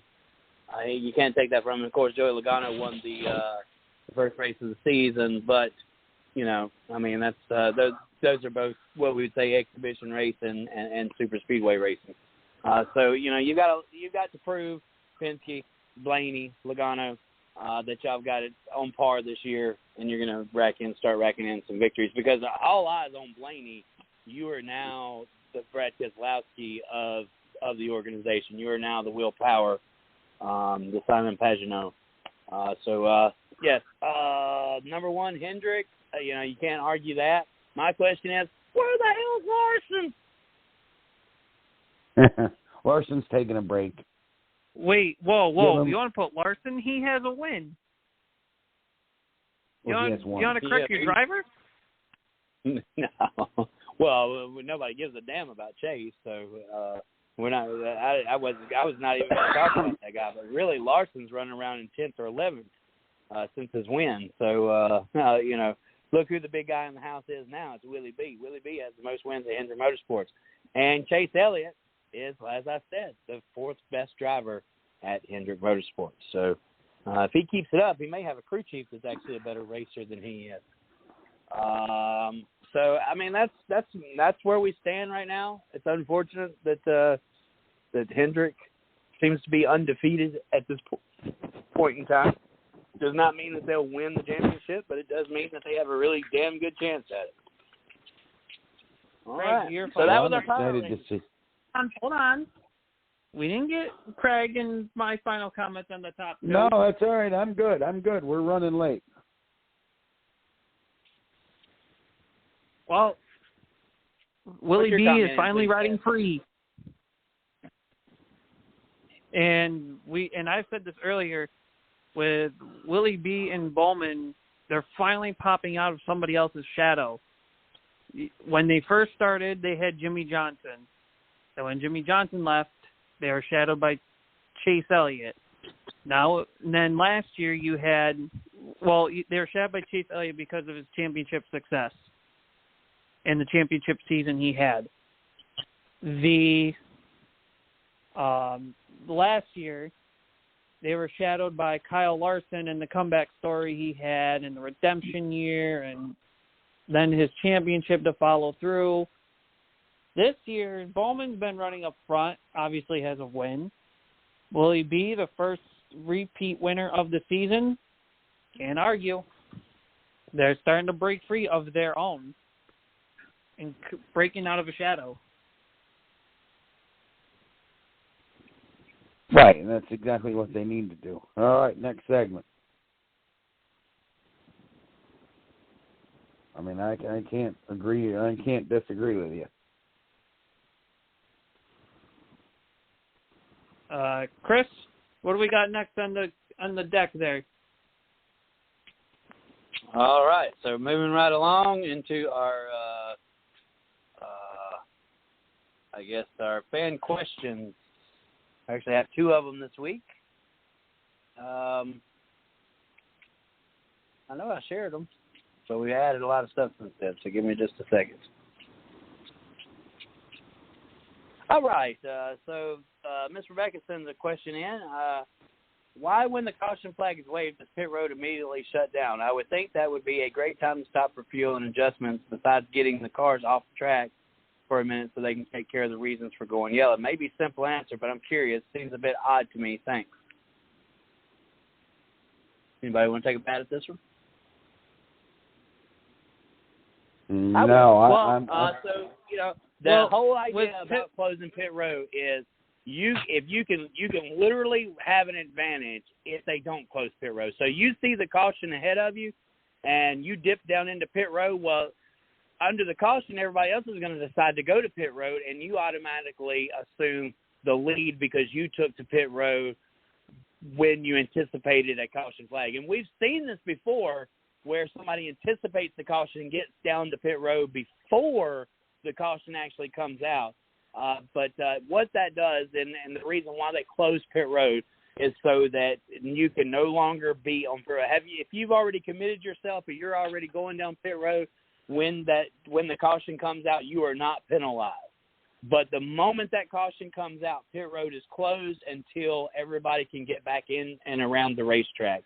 That's a really good question, and I can see where you wouldn't automatically know the answer to that. But that's the reason to the rule. Craig, Taz, y'all have anything to add to that? No, I like that rule. I think that it works well, and it evens out the playing field, and even more so.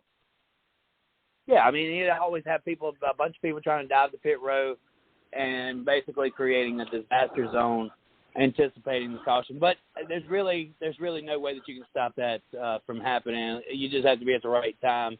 But for the most part, we don't see that happen too very often. And we've also seen NASCAR hold a caution until everybody cycles through pit road just to keep from having that type of situation happen during a race. So we got another fan question from Linda out of Cartersville, Georgia, who says that she listens to the show.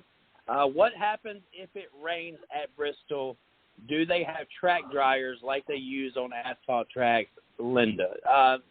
Miss Linda, that's not you're not going to be able to put these jet dryers out onto the muddy surface when it rains. I don't know the backup plan that they have, but so in a perfect world, you would have a covered stadium or something to that. But any other time, obviously, it's like any other dirt race. Mother Nature can play a big part into this.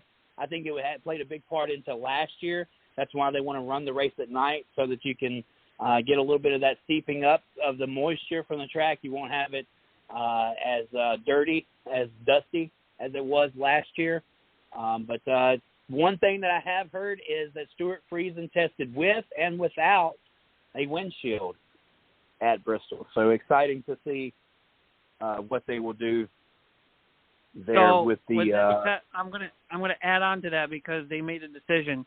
So Stuart Friesen tested with both with a windshield and without a windshield. NASCAR made the final verdict, and this is the stupid call. So now you know the answer of throwing the windshield onto these freaking cars for a dirt race. So NASCAR ain't doing it right for that. So SRX apparently did something right because when they have their dirt races, they take the windshield off.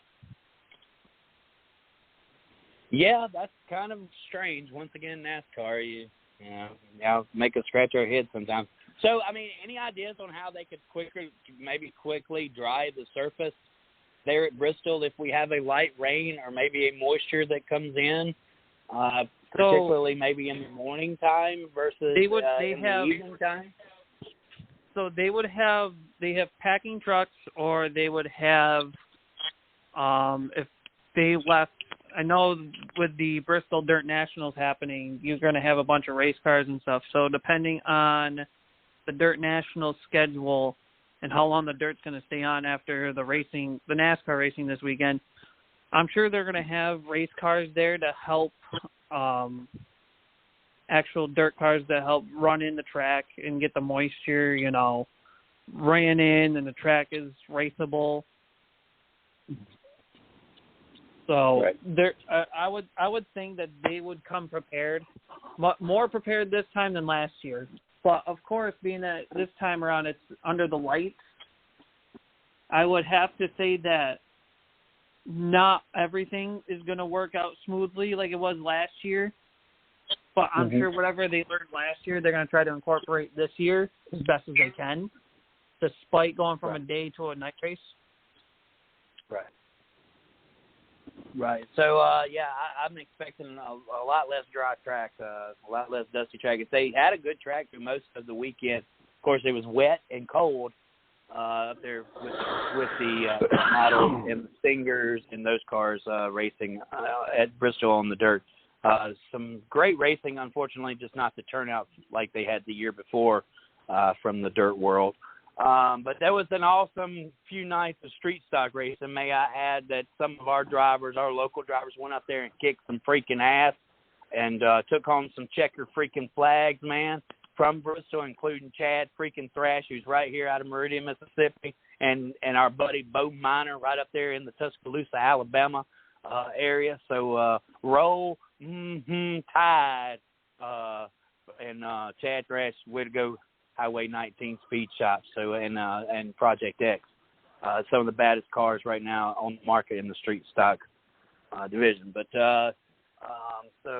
that's we appreciate your fan question submission. You can submit those to any of the hosts, or you can submit it to Race Chat Live on our Facebook. Sorry about the confusion that was last week, where I believe somebody had put out a post that they could only submit through Race Chat Live. That is not the case. You can submit. And you can be an anonymous submitter if you want to be to any of the hosts or anybody at the 110 Nation. Our goal here is to have people ask us. It's not that we know everything about racing, but if you give us a couple of days in advance, most of the time I think we've all been able to look up some answers here. So it's really a fun little segment, and I've enjoyed doing it, and it's glad to see somebody outside of the perimeter here joining in and submitting a fan question. So kudos to Miss Linda out of Cartersville, Georgia. Thank you once again. And we found somebody else who's listening to our show. And we wouldn't have known that without the fan question. That's what's so awesome about it. So back to our itinerary. We are running out of time. Holy crap, we are running out of time. That means it's a good show. So preview of Bristol on dirt. Look, I mean, just have your dirt goggles ready. Buy a freaking ticket. The one thing that I've heard over the last few weeks is if dirt fans really loved dirt and they wanted it to be in NASCAR, they would show up and sell out at this racetrack. You're talking about, probably 100,000 tickets that would have to be sold. I'm not saying it had never been done at Bristol, but it hasn't been done often or recently at Bristol. So I'm not expecting a sellout. We've said before, I'd like to see a true dirt race at a true dirt racetrack. This is probably the finishing factor of the dirt race at Bristol. It's been a good 2-year run. Hopefully we'll get a solid race this weekend, and hopefully the moisture will kind of stay, because it is a rainy season here in the South. So, hopefully we'll get some good weather for it, and won't have a day of running 3 series trying to get some racing in like we've seen in the past. But anything that you guys want to review about the upcoming Bristol race? I believe we're racing all 3 series, correct? No, we're only racing trucks and cup. Just trucks and cup. Okay, just trucks and cup. All right. We got an entry list for the trucks. I know I am doing terrible. I need this weekend. I need to go 2 for 2 this weekend. I definitely am in dire need of some stage points wins. As we go into our You Pick 'em segment, I guess I'll start the roller coaster. I'm going to go with Chris is on Friesen. I'm coming out the door shooting, okay? I'm coming out for Stuart Friesen, okay? Taking Friesen here, and I'm taking Kyle Larson at the dirt track. So I'm pulling strings here. Do I think that I could go 2 for 2 this weekend? Baby, I've got to. I got to do something. So I'm going after the powerhouse kid.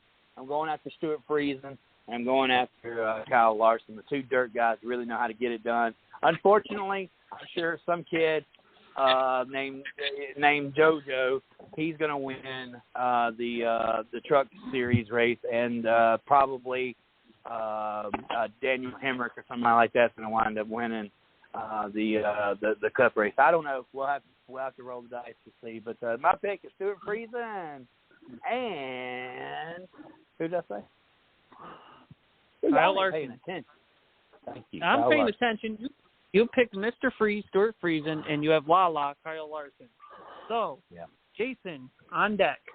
He picks Ben Rhodes for the trucks and Larson for the Cup Series, which will lead to me for picking. I'm not last this time around.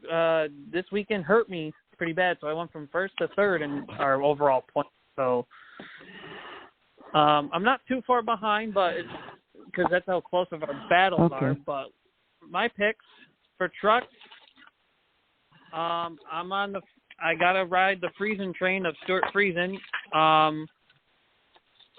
Although Matt Crafton is a good one to go with. Ben Rhodes was an interesting pick that I saw, but I know Chase Elliott will be piloting the Spire number 7 this weekend. I think there's 1 or 2 other Cup regulars being thrown in, but my Cup pick is not actually Larson. I was thinking him, but then I was thinking, well, if everyone could pick Larson, who would I swing with? And I'm swinging with a guy who's won on the Bristol Dirt before, or not on Bristol Dirt, but he's won on Eldora Dirt for NASCAR, and I'm going with the Ding Dong Christopher Bell. So you're going. You think there's a chance? Okay. All right. I think there's a chance with Christopher Bell. All right. So there's not going to be a repick. So if you're kicking Larson, all you're doing is making sure I stay in the back. So. And Lee. now on deck will be Craig. Mr. DJ Craig Moore. All right, so my cup pick is going to be Ben Rhodes, just because every time I pick, my truck pick rather. Every time I pick Stewie, he tanks me. So I'm going to go with Ben Rhodes. And don't forget Jessica Friesen's in this race too. Yeah, like I said, every time I go with a Friesen, I get dumped. So Jessica's going to find her way to the back of the pack, I'm sure. No. And my cup pick is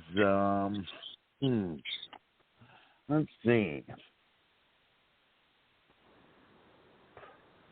I'm going to go with Chase Elliott. Wow. Whoa. Wow. Can NASCAR throw it enough for him to win? I don't know. That's a good question. It is one of them exhibition races, and he's been known to win races that don't really matter. Well, maybe that's Joey Logano. Well, I mean, hell, Logano won the Coliseum, and does that really matter? Yeah. What has he done since then? Right. And speaking of, Elliott's on a. He's only won road courses, so that would break his drought of winning at an oval speedway. So that's interesting, right. And it would finally put him in the winner's lane. Okay, what about Miss Lee? Miss Lee's leading the weekend.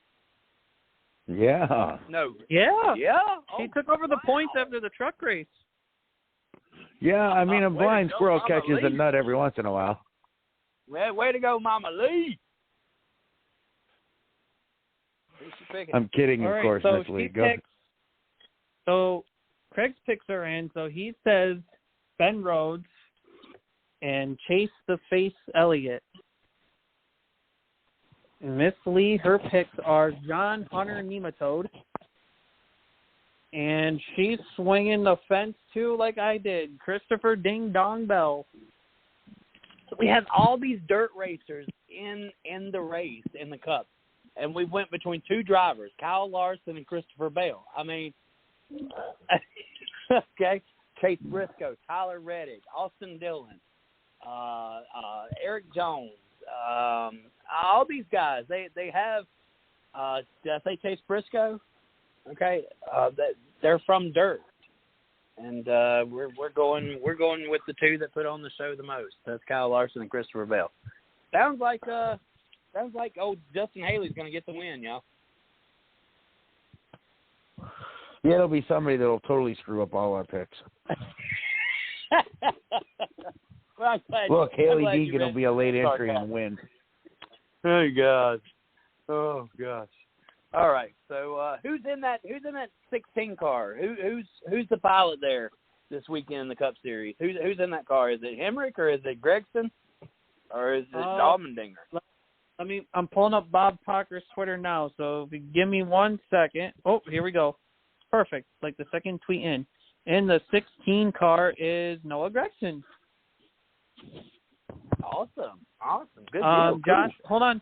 For the Cup entry list, we'll kind of quickly go through. We know the usual typicals. Justin JJ Allgaier's Yeley in there as well, right? In the 77. Yeah, JJ Yeley's in the Rick Ware 15, Gregson in the Colleague 16, Allgaier in the Spire 77, Josh Williams pilots the Live Fast Motorsports 78.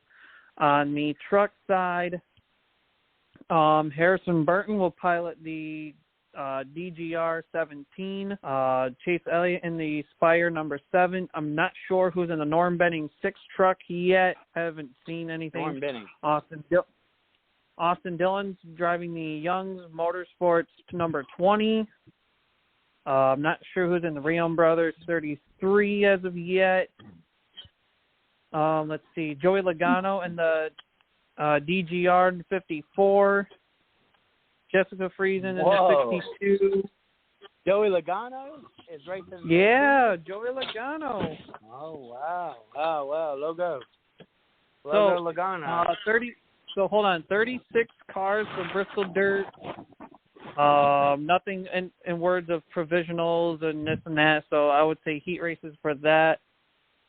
38 trucks for 36 spots for the truck race at Bristol. Passing points and finish points and heats determine the first 31 spots, then 5 provisionals. And I do want to hit on the truck. He's racing the truck. So let's go through the Bristol Dirt schedule. I had that earlier. Now I'm not sure where it went. 3 minutes ago. No. I hate it when sites repeat. No. Yeah. I had the dirt schedule, and then the site decided to refresh itself on me, and I don't know why. Oh, good. We'll add that to the website. I think we covered so much tonight. That's amazing how we were able to here we go. To get through all that. Here we go. All right, so Friday, April 15th at 3:05 p.m. Eastern is first practice for the Truck Series. Cup Series first practice at 4:05. Camping World Truck Series final practice at 5:35. And 6:35 p.m. is final practice for the Cup Series. All of that will be on FS1. Saturday, April 16th. Qualifying heat races at 4:30 for the Truck Series and 6 p.m. qualifying heat races for the Cup Series. Those will be on FS2, switching into FS1 later on, I think. For FS1, MRN Radio and Sirius XM at 8 p.m. Eastern is the Truck Series main event. Then Sunday, April 17th at 7 o'clock on Fox PRN, that's Performance Racing Network, and Sirius XM Radio will be the Cup Series race. So let's do one quick toasted tweet that I found over the week that I really want to read here. The reaction to yesterday's race is disheartening. We've lost all respect to what is going on in this sport and replaced it with the need for unnecessary drama and a goal nothing but impossible to reach. Was yesterday's product great? Maybe not, but calm down. It happens. That was written by Brian Murphy. I think those words speak true. Don't give up on it yet. It is a new car. We're going through some changes. It's definitely, we're further ahead now than what we were with the COT car back 12 years ago. Monday's headlines today, real quick. Bristol was great. Now, that's just real simple. Craig, Monday's headlines today. Bristol was what every short track has been so far this season, lackluster. Wow. And Taz is going to say Bristol was moist. I mean, wet. Right. I mean, Taz, what do you do? Let's see. While Bristol, hold on, no, I don't want to go that way. Bristol succeeds in year 2, but still finds its struggles for a night race. Okay. All right. Well, we are now currently. I don't know if we're still rolling. Are we still rolling? I think we are still rolling because we bought more time. Okay. Awesome. So we're still live and on the air. That's great. I kind of panicked there because we have gone a couple minutes over, which is not normal for us here lately. We've been normally right on cue, but we did have issues coming onto the air, and but that's Monday's headlines today. I think that it's going to be a great time, and Bristol's really going to impress, and we're going to have some awesome dirt track racing. I cannot give this a bad grade. I cannot come out with a negative attitude rolling into this weekend because I want it to succeed. I want it to succeed really bad. So, closing, Taz Taylor, you want to go over those networks and stuff as we close out the show? Sure thing. So thanks along, everyone, to listening to Race Chat Live here on Blog Talk Radio. We are always live on Blog Talk Radio every Tuesday night from 8 p.m. Eastern till about 10 o'clock Eastern.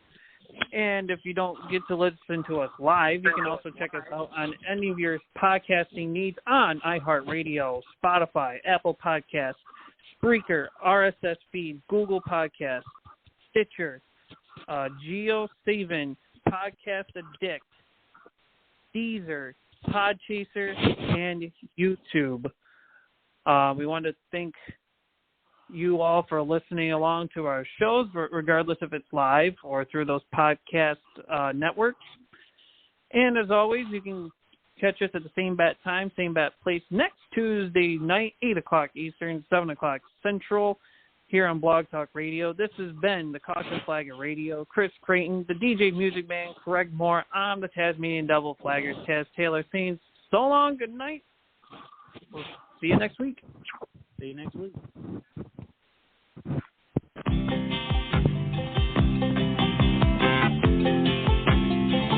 Just a good old boy, never meaning no harm.